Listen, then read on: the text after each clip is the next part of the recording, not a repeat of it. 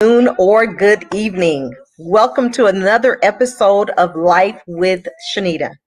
My name is Shenita Connolly, and tonight's show will be on attending college for free. I'm excited to have a college boss here with me who is proven, has a proven track record of assisting students to attend college successfully, holistically, not just financially, but she has helped them to identify their goals, pre-planning their classes, the whole 9 yards. So, Miss Tamika Williamson, I am excited to bring her in this evening to talk with you guys. And the best part about her is she's a Southern University graduate, a Jaguar. My brothers both graduated from Southern University, and I have a host of friends that attended Southern University and family members. So I'm so excited to have her. So without further delay, please allow me to bring in and introduce to you all Miss Tamika Williamson. Good evening.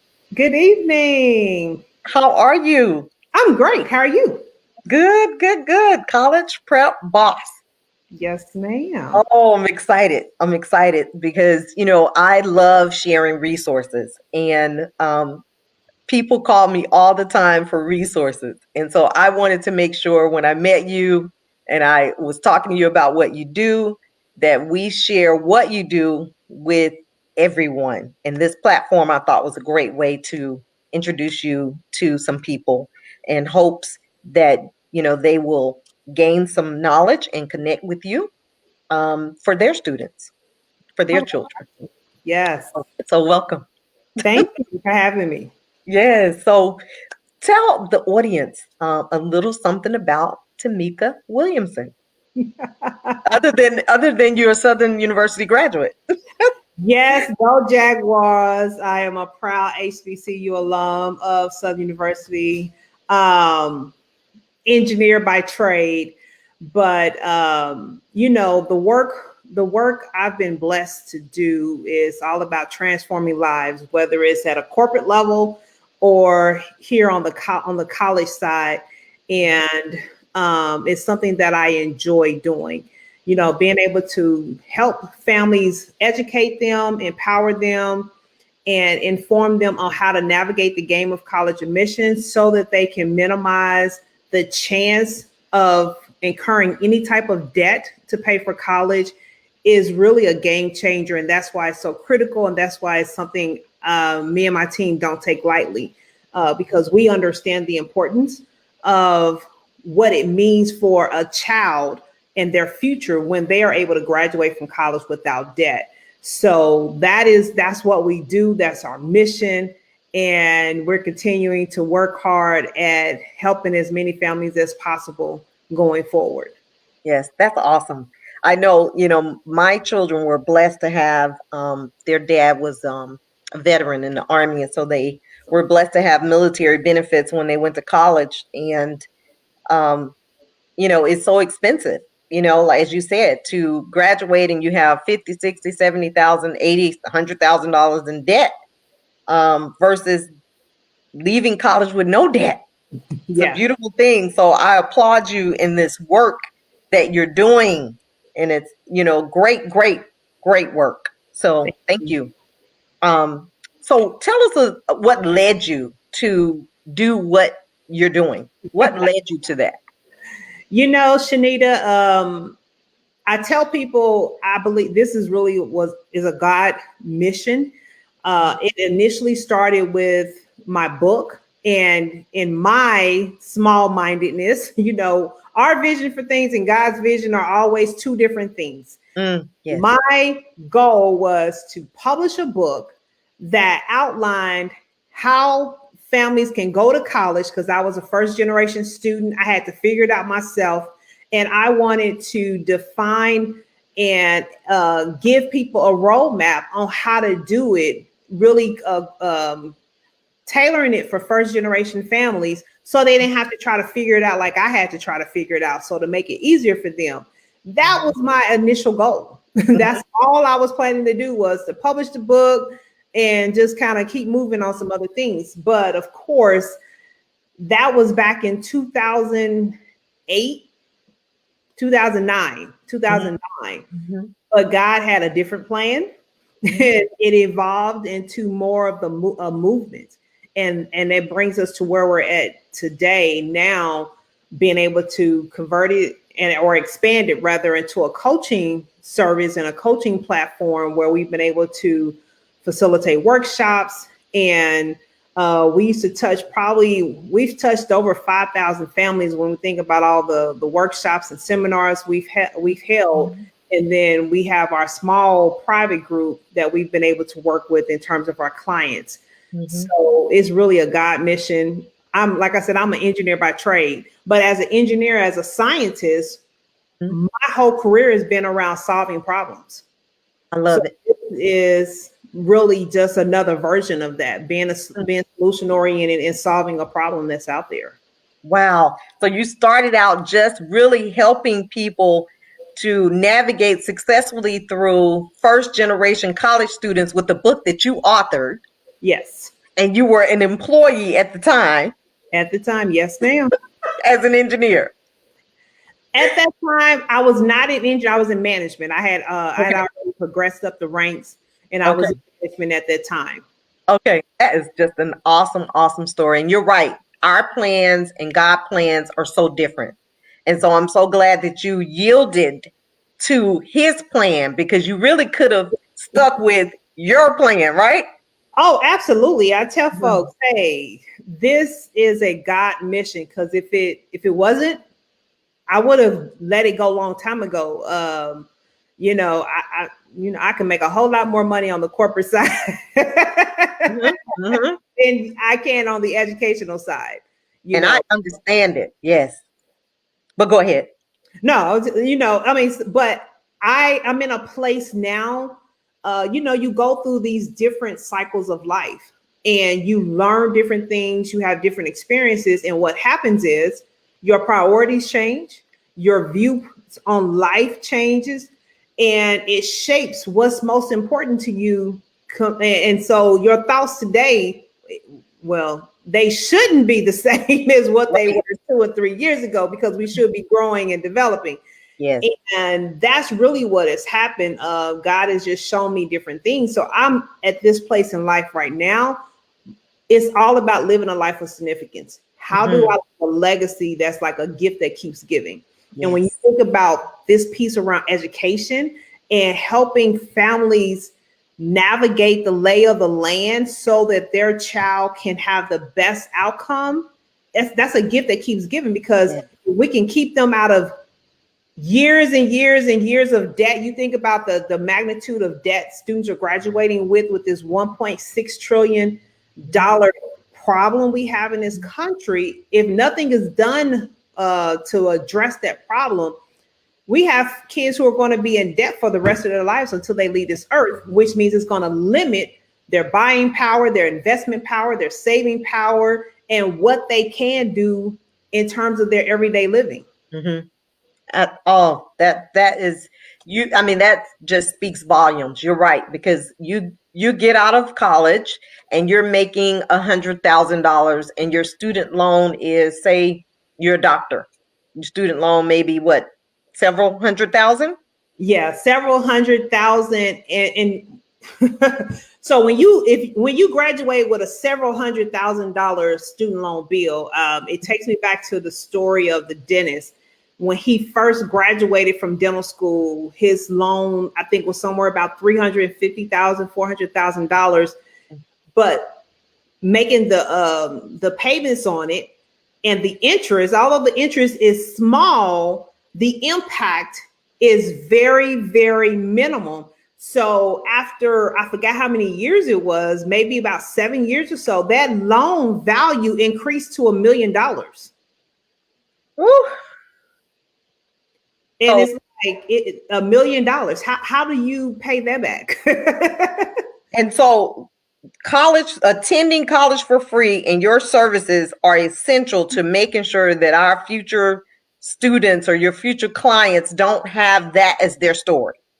Yes, that is what our mission and that's what our goal is. So we Right. look at the totality of, what it takes based on what that end goal is. So we know you have to go to grad school, so we got to talk about the whole cycle. Now, here goes me as an engineer, professional project manager. We need to understand the entire life cycle of what's required to get you from point A to point B, what is required to make that happen. And we build strategies based on that. Mm-hmm. That's awesome. Okay, so let's go into the next question that was submitted. Were there specific websites that hold this grant/scholarship information that you provide to your clients or that parents can access? Is this information like free to the public?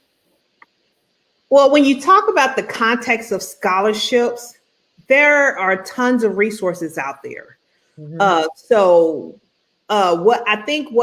What I've found is families are looking for the easy route and the easy road to getting that information, Mm-hmm. and it just don't exist. You have multiple tools you can utilize. You have the Scholarly app that you can download onto your phone. You have Twitter, who tweet scholarships all day.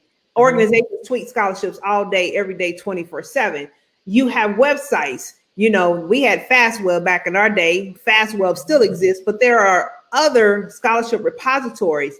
And what people don't realize is there's no one source that houses every scholarship that exists out there. So that means you have to go put in the work.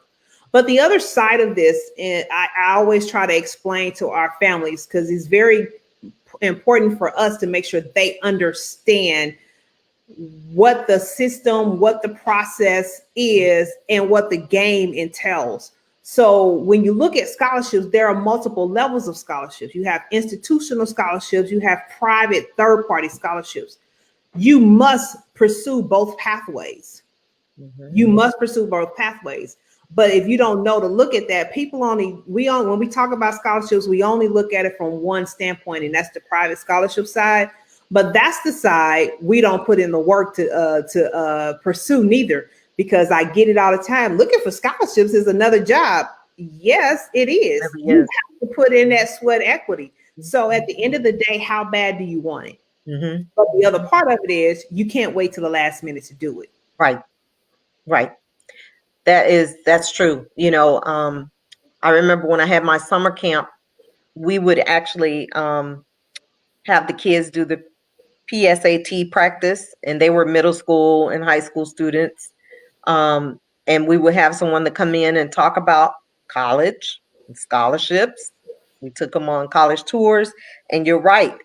The colleges, when they would do the college tours, would talk about what was available as related to institutional scholarships for them. And you're right, there's a lot of work, and we have to put the work in order to get any results. You may put in more work than the results, getting the results, but you could very well get all of the results.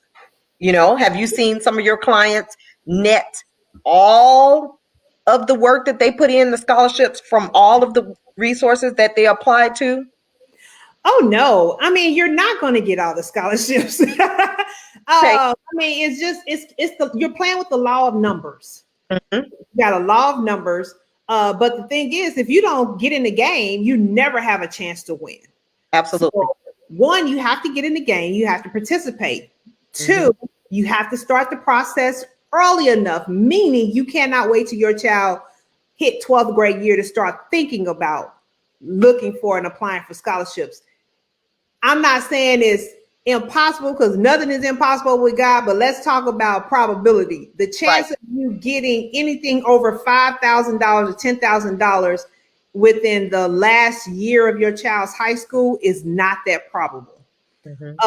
Thirdly, you have to make sure you've put in the work to position yourself to be fundable. That is a term I use with my clients. How fundable is your profile? So that goes back to how have they built their leadership profile, what does their social media profile say about them? What does their academic profile say about them? So they have to understand what type of student are schools funding? What type of student are third-party scholarship organizations funding? You know, everybody likes to talk about the Gates Millennial Scholarship. All right, yes, Gates Millennial Scholarship, prime example. Do you know what kind of scholarship it is? Do you know what kind of student they fund? How does your profile align with the type of student, the profile they're looking for? If there's no alignment, you will have zero chance at getting that money. So it's kind of like, I call it the rules of engagement. So this kind of goes back to my sports days, playing sports. How can I play basketball and master the game and our team work together to work towards a championship if we don't understand what's required to get that championship? Same thing applies here. How can you apply for a scholarship if you don't understand what's required and what's needed to even qualify to get a scholarship?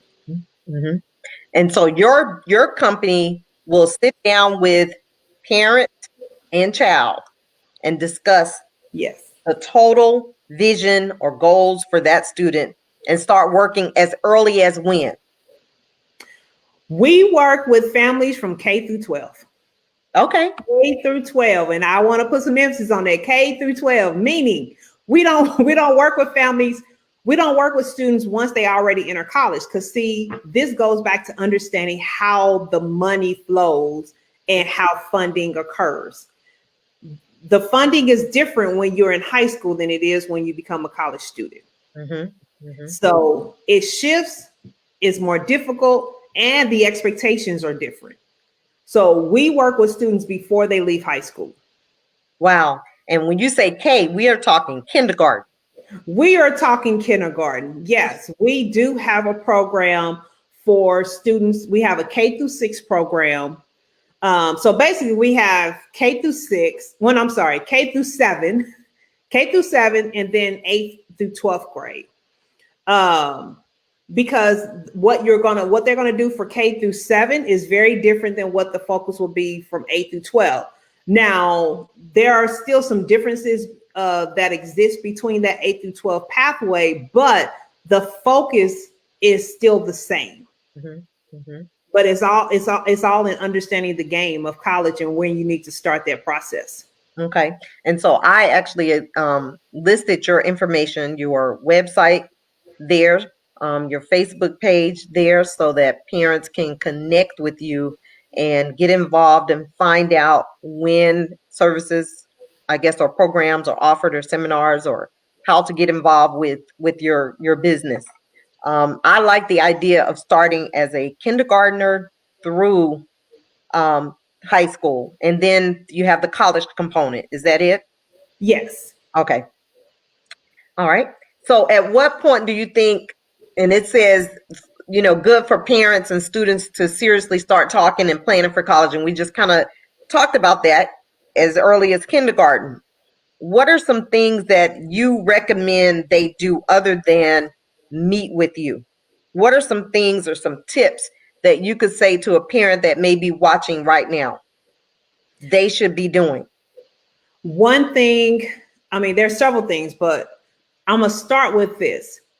Parents, you must be an active participant in this process, meaning you must own it.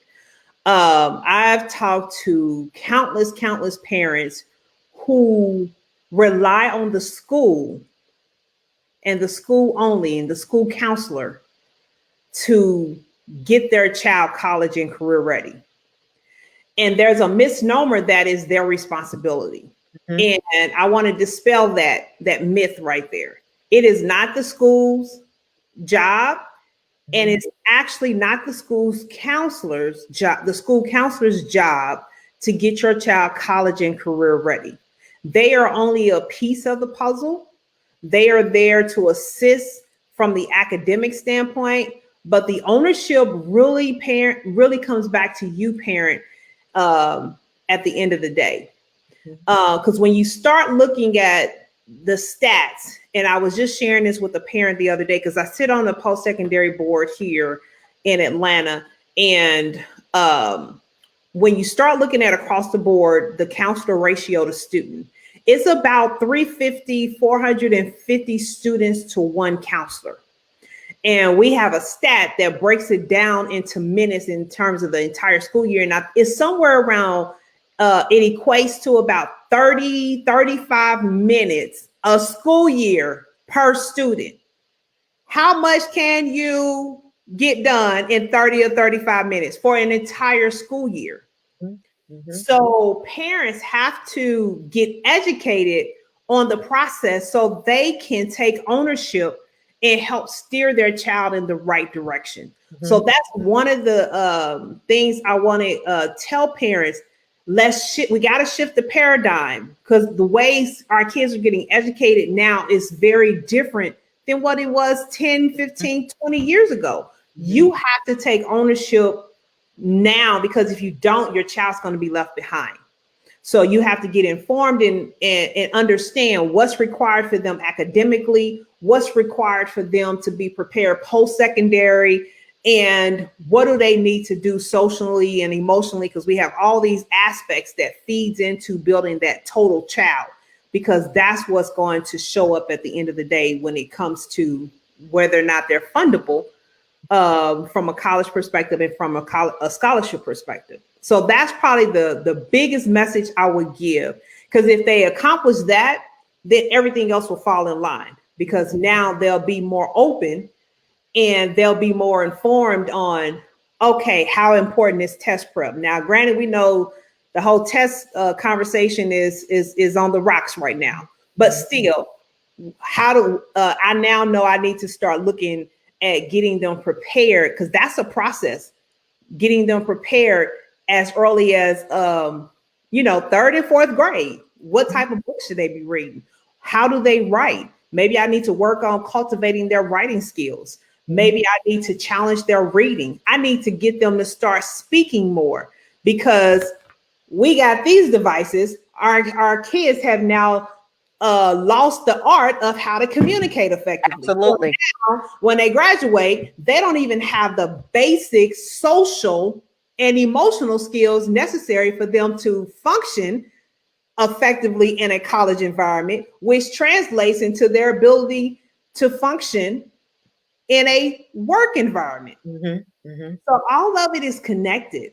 It is so connected. I love the fact that you said that parents have to own it. It has to be a decision that the parents make. And you're right, they have to be educated in understanding how that works with the schools and the counselors. And yeah, some kids may get in there and get a little more time, but as you broke it down, statistically, that's a very little time. So they have to be involved in this process. So do you host workshops specifically educating parents? Yes, we haven't done it as much since COVID. We've done workshops in the past, and we've had some virtually, but right now we kind of put a lot of those virtual sessions on hold. We've done some little intermittent things here and there, and that's something we'll look to pick back up. With COVID happening, we ended up shifting a lot of our focus just to deal with our clients right now because of the constant changes.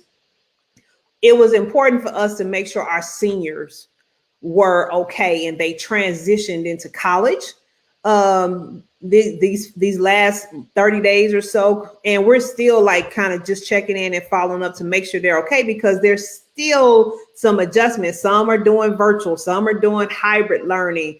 So just, it was important for us to focus on them. And then our seniors in high school now, just helping them navigate the constant changes and understanding test optional versus test blind and what that means and what schools should we be targeting and pushing them. So our focus has shifted for us to prioritize our clients at this moment so that we can make sure they are on the right path as well. Mm-hmm. And when you say test blind, and did you say test target?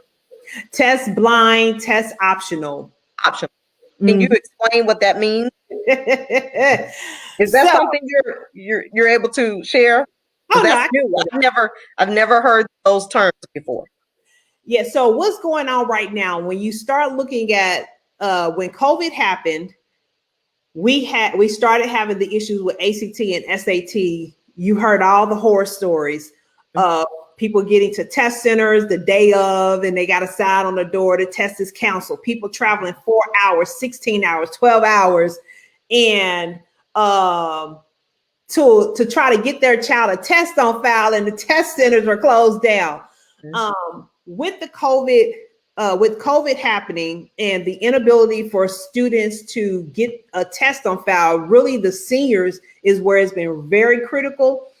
It has now forced schools to make decisions around whether or not they will require ACT or SAT for admissions. Because we know prior to COVID, you had to have a test on file in order to get accepted. Now, there's been a movement for a while. If you go to Fair Test, I think it's fairtest.org.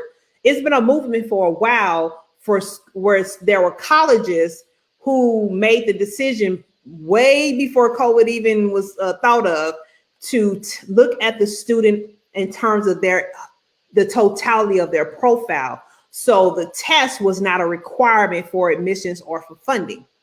Well, now there are schools being forced to take that position, but there are some who still have not taken that position. So when we talk about test optional means that it's an option for you to submit an ACT and SAT for admissions.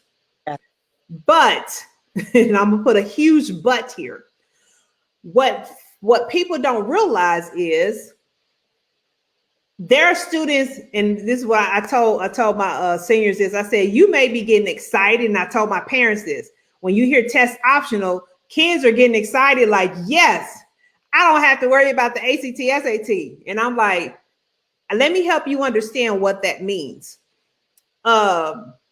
What's required for admissions is not always the same for funding.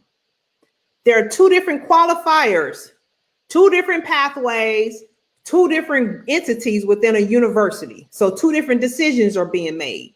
Because you can get admitted. Just because you get admitted doesn't mean you get funding. So in test optional, you have a combination of things happening.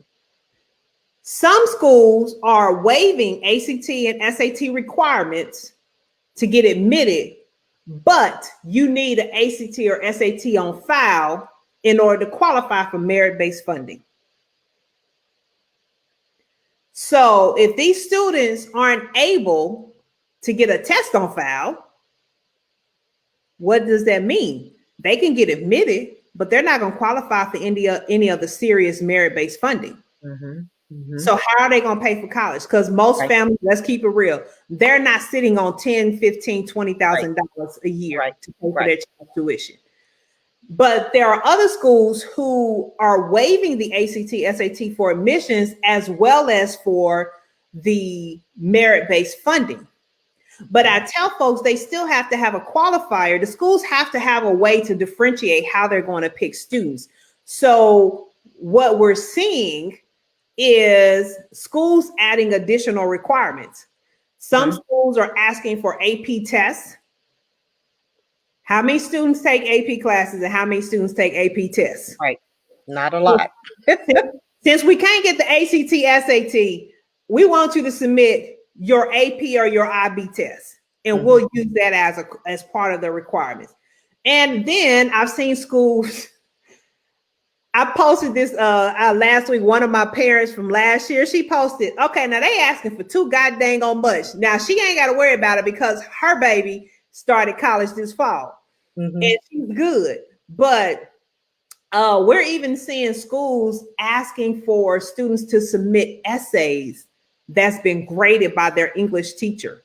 So when I tell you the requirements right now are all over the board because of the ACT, SAT, you it's not a one size fit all. You literally have to really look at every school individually. Now, test blind means they're not even taking the test in consideration, and you don't even submit the score at all. It's not considered. It's not even part of the evaluative process. Mm-hmm. So you have to literally look at where the school falls.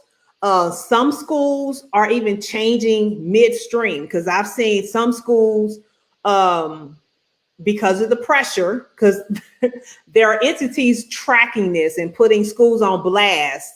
And some of the decisions aren't even made at the school level. I posted something, I think last week, where the Board of Regents for the state of Florida says they are not waiving test requirements for any of their schools. So when it's all over the board. So some schools, some students this year are going to be limited in the schools that they can apply to. So some schools that were originally on their list, they may not be able to apply to them because they don't have a test score on file. Wow. Wow. So it is important for them to call college prep boss and schedule an appointment with you so that you can really walk them, you and your team can walk them through the journey of getting prepared to attend college for free. Yes, we will be opening up this year's cohort here in a matter of a few weeks. But once the cohort closed, you won't be able to, we won't take any more students in until next year. And so how many do you allow in your session? We have not finalized the number. We actually have we got a team call tomorrow. So we're still going back and forth on what that number is going to be for this year's cohort. So don't know. It's going to be a limited number because we got to take into consideration how many we already have going through the program, and mapping out what we're going to, making sure we can manage what we bring in this year. And I know when I had my Saturday Academy, I had 20, no more than 20 students. So I get it when you say, there's a limit, because you want to be able to manage those students and give them what they need effectively. And can you explain to the parents, what does that cohort look like? What does that investment of time look like for them and their child? Yeah, so one of the changes we made this year, we've expanded the program from 12 months to 18 months. So it's going to be an 18-month program, and our program is all encompassing. So we deal with essay writing, we deal with scholarships, we deal with test prep, and of course the coaching and the strategy side, mapping that out for them. So it's really a one-stop shop. Everything you need to know and do as it relates to going to college, we deal with all of it. But it is a program where we are coaching them along the way. We'll have sessions, group sessions and individual sessions, but the family must be willing to do the work. So we have a vetting process in the beginning. So just because you come and say, hey, I want to sign up for the program, doesn't mean that you're going to make the cut. Mm-hmm. There are certain qualifiers and things we look for, because at the end of the day, our goal is all about results. Mm-hmm. So if you're not willing to do the work, we are not a company who will do the work for you. We believe in the code of ethics of coaching. Mm-hmm. We are not going to have any varsity blues situations going on in here. It's just not going to happen. I love it. We're not doing anything illegal. We're not doing anything unethical. I love it. So I know we can't work with them. Right. And I get it. Acceptance into the program. Not everyone would be accepted. You can apply, but you may not be accepted. Yeah. We actually did a panel interviews for my academy when we had the Saturday Academy. So you needed to be prepared and understand the requirements. So that's really good. So an 18-month program. And each year you kind of walk with the previous students that have been a part of your program. So you have new students and you have previous students and then alumni at some point and so on. Yes. That's awesome. What are some other tips you have for students and parents, parents of students, K through 12 and beyond, who want to attend college or further their college career, whether it's at a junior college or a four-year institutional college? What are some additional tips that you can share with parents out there? Okay, so one thing I would say is start early. And I'm going to define early because I've learned that that is a moving number. Everybody thinks of it differently. Yes. Yes. So people always ask, how early is too early to start? There's no such thing as too early to start, but there is such thing as too late to start. Mm-hmm. So waiting until your child becomes a junior and senior, that is very, very, very, very, very, very, very, very, very late in the process. Mm-hmm. Now, what I will say to that is, because I don't want people to feel like, well, dang, it's late, I can't do anything. No, you start, it's like I learned better. Now that I know better, I do better. Start where you are, because there's still things you can do. But for those of you who have the time where your child is not a junior and senior yet, start now. Because at the end of the day, colleges look at and make decisions based on what your child has done from grade 9th grade to 11th grade. Hear me, 9th to 11th grade. So that's why I said senior year is late. They look at what you do, what your child has done from 9th grade to 11th grade.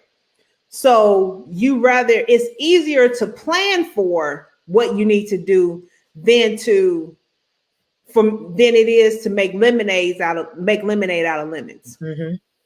So do they look at academic when you say start early? Do you just mean academically applying or community service, or what areas should they really be thinking about? Because a lot of times kids they're not involved. They're just not involved in enough activities outside of school, even in school. So everything is beyond academics. So right. Colleges and scholarship organizations, they are looking for students who demonstrate strong leadership skills. Mm-hmm. They're looking at what I like to call a 360-degree student. So where is your child at? We call it the 4 pillars of admission: leadership, academics, community service, test scores. Mm-hmm. Mm-hmm. So where my camera at? 4 pillars of leadership: academics, community service, test scores. Those are the 4 buckets you must be able to check off and to make sure your child is a 360-degree student, building a fundable brand for them to get admitted, for them to get funded, and for them to get noticed. Mm-hmm. And that start early. And that community service, I know the Stewart Foundation with Hank Stewart, I know Madison hasn't been involved in that program limited, but I'm starting to get her involved. She's 9 years old, and the community service piece, we did a community service project with them. And so there are other organizations out there as well that parents can get their children involved in. I know, sometimes the kids don't want to do this or that, but as a parent, and we've been giving the responsibility as a parent to guide them through this journey called life. Yes. And so we sometimes have to not be their friends, but be their parents who understand the bigger picture. I used to say to my children when they were young that I know that you don't like me, and that's okay. Eventually, as you grow older, you will understand why I did or said what I did. But right now, I'm your parent. So I'm not here to quote unquote be your friend. You have a bunch of them out there. So they will thank you. They will thank you later. So that's tip number 2. Right. Be the parent, not the friend. Right. There's been many of times, I remember when I would be at our college expos and parents would come up and they ask these questions, and it's like they ask the child, so what do you want to do? And I'm like, okay, I'm sitting there like, well, who's the parent and who's the child? Because your job is to guide them. If you leave it up to the child, they're going to take the path of least resistance, and they're going to take the path that's the easiest pathway possible for them. Mm-hmm. And easy is not going to get you where you need results. To be. Exactly. And I believe in giving options, but the parent should determine the options and the parameters around that. Yes. And give them the option, but you have already thought it through. And so that's one of the things I try to teach in my parenting classes is you come up with those options and you know what they are and you give it to them so they think they really are making a choice, but you really have put the boundaries there. Absolutely. So, we have to make sure parents really get that piece. And then I want you, because I know that kudos to you and your team. You guys have done some amazing things. I've watched your journey virtually. I've seen some of the accomplishments you've made. I've seen some of the interviews you've gone on. You've done some amazing, amazing, amazing, amazing work with students. So would you share a few success stories with your students and with the organization? Because I think it's important for people to know who they're talking to. So sure. Yeah, no, I have to get better at this whole bragging piece. No, you have to. So we have helped families garner over $40 million over the course of many years. And just this last cohort, and actually I think this is probably our highest earner. Yeah, she was our highest earner overall. So one of our seniors, scholar Kara, she's actually at Howard. Awesome. And she's a future doctor. She's going to be a future doctor. She got over $2 million in scholarships this past year. So she had plenty of options from Johns Hopkins to Washington University, St. Louis. I mean, just a host of schools. Wow. She chose an HBCU. I know you were happy about that. Yes, she's at Howard. Everything 100% covered. Everything. I love everything. She's a STEM scholar. So she got over $2 million in funding, and she still had money offers coming in even after she made her decision. So we've had several doctors. So we have we have 3 scholars at Howard this year. We got, Hampton. We go all the way back to UPenn, UCLA. So our scholars have gotten acceptance all across the board and have attended schools at every gamut as well. Let me see, because I think our top 3 scholars this past go around, they had a total of about 4 million just between the 3 of them. Wow. Whole, and I think the class as a whole was probably about 13 million, about 13 or 14 million this last group. So wow, that's amazing. So no, they put in the work, but those who really work the process, they really put in the work. So you have to work the process. Right. We don't create any magic. We don't have any magic tricks or anything like that. It's just proven strategies, proven processes, and they followed the guidance, they put in the work, and they got the results. I love it. That's just anything, Anything, and the parents were engaged. I mean, they was like, I just can't believe the outcome of where we're at versus when we first started. And then they realized, hey, this is a lot of work. I don't know how we would have figured this out. So it's a lot that goes into it. I tell people there's so many moving pieces. And if you don't know how to navigate it and what to do and when to do it, then you're going to get lost in the process, because it is literally a game. I say we're playing chess, not checkers. You got to understand strategy and how to navigate the whole process. So the investment on the front end was worth the return on the back end. Oh yeah, they got their money back and then some. Right. I would say so. Yes, I would say so. So that's awesome. And then For you, the organization recognition, can you share a few highlights? Because you guys have been recognized, right? Yeah, so I think the last recognition was I was selected as one of Sasha the Diva's Diva Diamonds.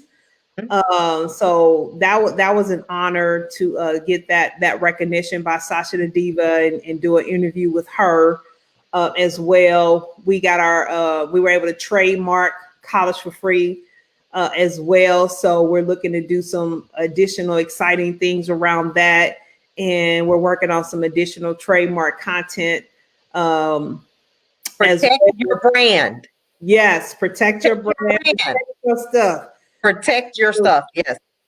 Yes. Yes. So, and we've had some other radio interviews. I know we did an interview with a radio station up in Michigan, and somebody else I can't remember. Right. But you're doing some great work, and the recognition is there. The results are there. I'm sure the parents are just tickled pink, that they made a decision to work with you. I know you wanted me to share with the audience the resource on scholarships. So I'm going to share that free scholarship ebook. Yes, With them. please, because people don't apply for scholarships, or that's probably one of the most popular questions. How do we find scholarships? Where do we go? What do we do? So we created this ebook. But again, start looking for scholarships early. There are scholarships available as early as kindergarten. Mm-hmm. So start applying for scholarships. You have to start applying, and you have to keep working at it. So when a parent calls you, because I provided your information, do you do a consultation with them and you sit down and kind of talk about, here's our picture, and then you take that information and you kind of do an assessment and get back with them on, this is what we think it will take, or how does that work?